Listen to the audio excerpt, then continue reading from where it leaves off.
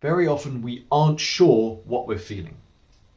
And when I say feeling here, I mean, on the one hand, the raw emotions in your body. So, am I feeling fear or is it shame?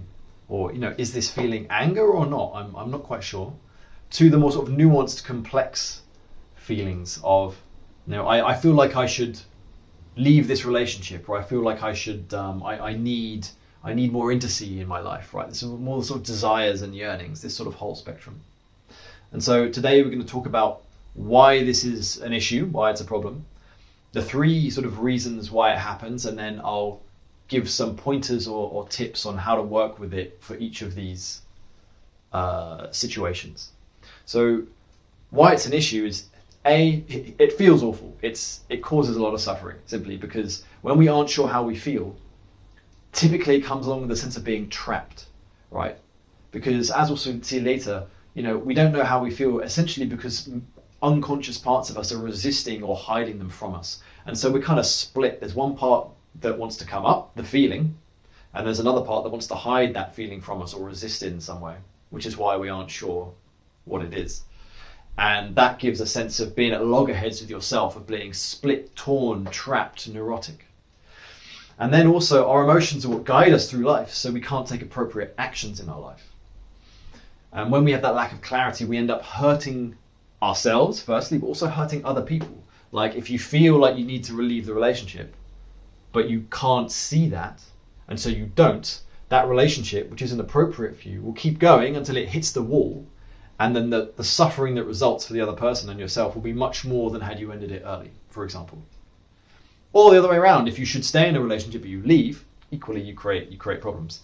And then finally, we kind of tend to gaslight ourselves. When we aren't clear on what we're feeling, we doubt ourselves a lot. And so we sort of like, are you sure? But what about this? And he doesn't really mean it, and so on and so forth.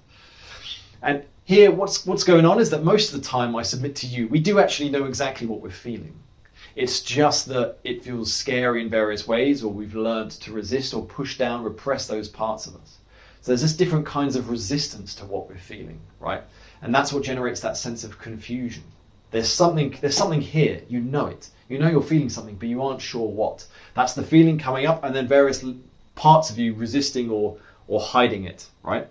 And so let's look at the three reasons why we kind of do this. The first is that we're very disconnected from the body and our emotions, and dissociated in general. And this is a tough spot to be in. If you're in this camp, my heart goes out to you. Typically, it's the result of trauma that we've experienced in our lives, where as a result of which it feels very unsafe to connect to the body. There's a lot of repressed emotion and pain there. And so we've had to learn to come out of the body, which can feel numb or empty or fuzzy or foggy, and in kind of a general way. And people in this situation, in some cases, haven't ever had the opportunity to learn to clearly discern between their emotions. So an emotion or feeling might poke its head up, but they aren't sure. It's like, is this sadness? Like, I'm not sure. Is it anger? There's a bit of a lack of clarity because they haven't had the chance to learn. The second one is similar but a bit more specific. So it's when we've been taught that a specific emotion or truth isn't acceptable.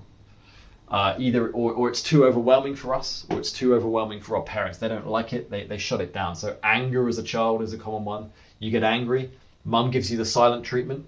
As a child, you learn to split that part off from you so you can get the love from mum. And then that gets pushed down into the body and creates these tensions and contractions in our body made of this anger. And those contractions are kind of hiding that emotion. So when you get into a situation in life where anger, in this example, is triggered, you'll just feel that contraction tighten, and you'll feel tense, you'll feel that something's going on. You're trying to receive some message, there's some feeling wanting to come up, but you don't know what it is, because it's sort of held in with these tensions and contractions, because you were taught that specific emotion isn't cool, isn't safe, and it can't come up. And it could be fear. Maybe you're in a rough school and showing fear just wasn't an option, so you had to repress it. Again, if there's a situation where you're scared, you won't be able to tell that that's what you're feeling. And it can go for any emotion, right? The third one, which is probably most common day to day, and what people sort of, it's very helpful to know about this one, is simply when We know damn well exactly what we're feeling and what our truth is. It's just that we aren't ready to admit it to ourselves because we're afraid of the repercussions. Right? So imagine you're in a relationship and deep down you want to leave the relationship. There's a sense of, okay, I'm not getting what I need from it anymore. It's time to move on. But you're somewhat of a people pleaser and you're very afraid of upsetting the other person, and you suspect that might happen if you say, I'm going to leave. They might get upset. Maybe they'll start blaming you. You fear. Maybe that's your projection in your mind. They're going to blame you. They're going to attack you. And that means you're a bad person. You're selfish. You're bad for wanting to leave the relationship. And so all of that stuff feels very scary. So you might push that truth is going to be very hard for you to feel and see.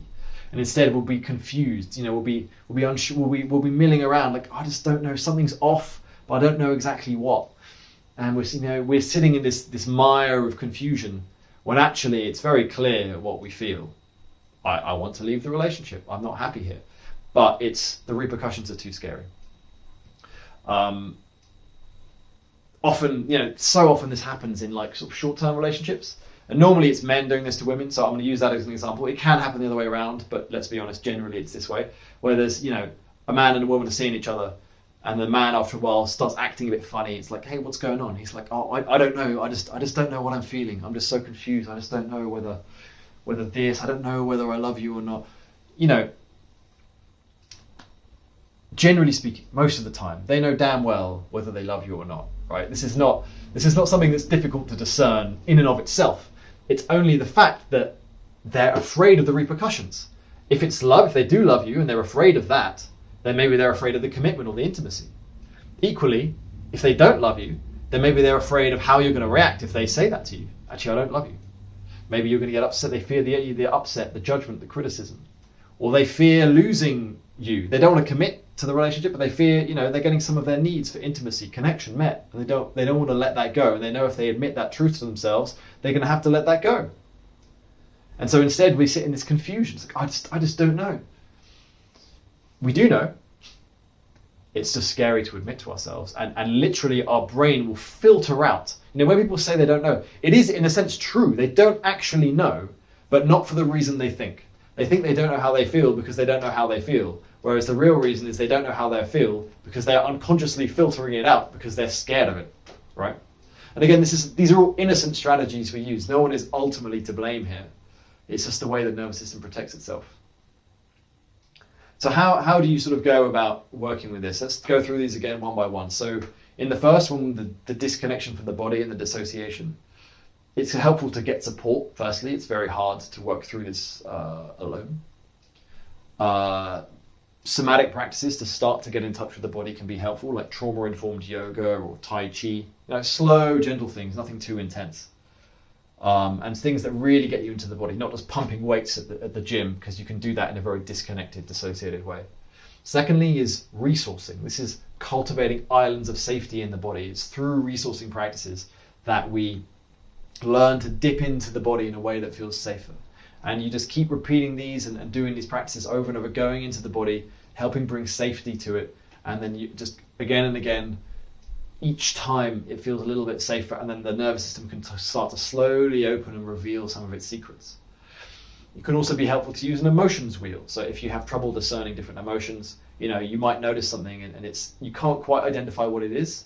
But if you look at the emotions wheel, which is just a wheel that's got sort of the core emotions in the middle, and then it's got sort of more nuanced emotions outside. So it might have anger there, but then it's got irritation, frustration, rage, resentment. These are different flavors of anger, and you can practice getting more discerning about what you're feeling.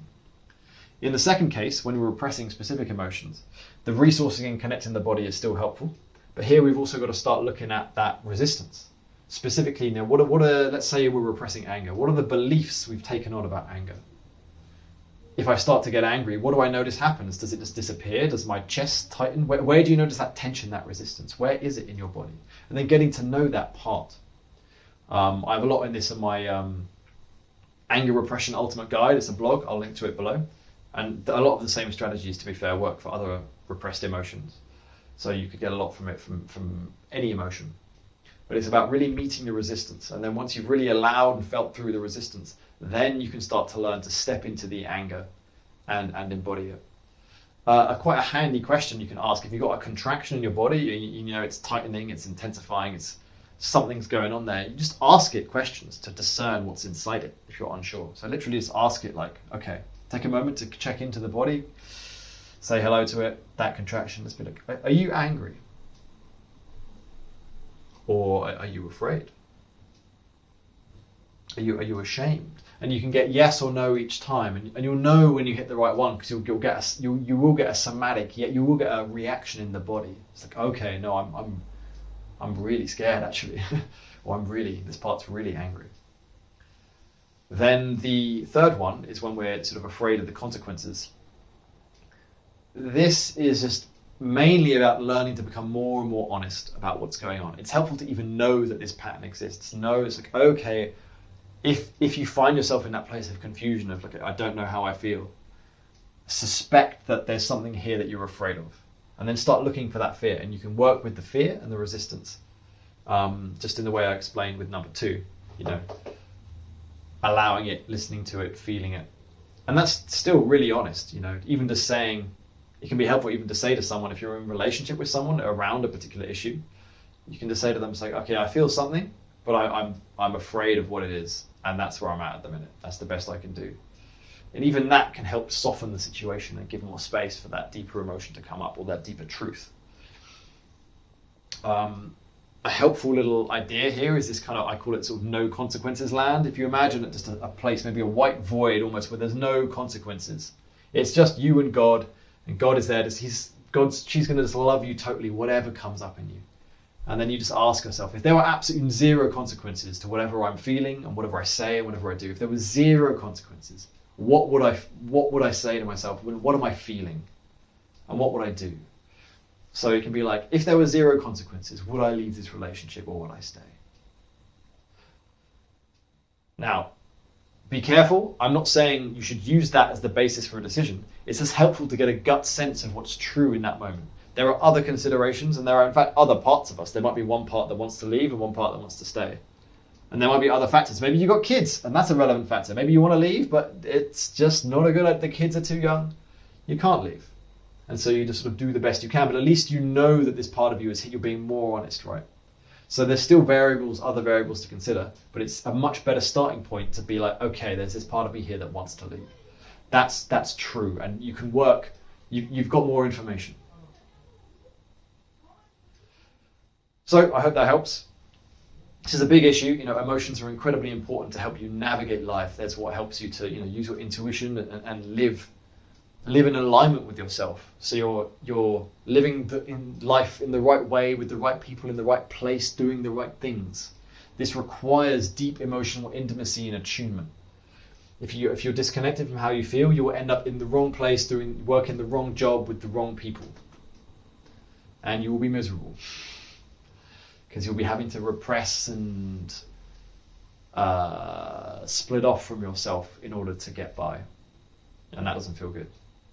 I hope this is helpful. I've got various resources that I mentioned. I've got a blog on how to feel your feelings and a video, some resourcing videos. Check them out, they'll help with this. See you later.